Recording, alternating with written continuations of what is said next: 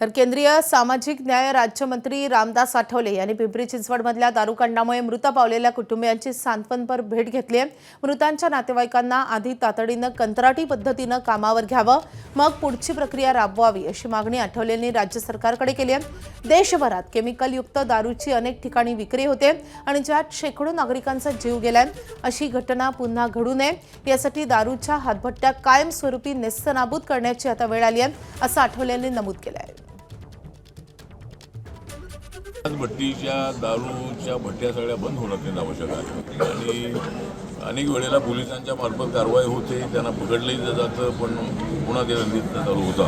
त्यामुळे अशा पद्धतीचे धंदे जे आहेत ते कायमस्वरूपी बंद होणं अत्यंत आवश्यक आहे आणि ज्या ज्या घरामध्ये काही तरुण आहे त्यांना नोकरी द्यावी अशा पद्धतीची त्यांची मागणी आहे।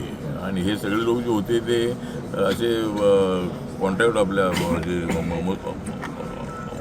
मजुरी करणारे होते, त्यामुळं त्यांना नोकरी देण्याच्या संबंधामध्ये मी आयुक्तांशी बोललेलो आहे आणि अशा काही मुलांची यादी करून त्यांना कॉन्ट्रॅक्टमध्ये सुरुवातीला कामाला घ्यावं।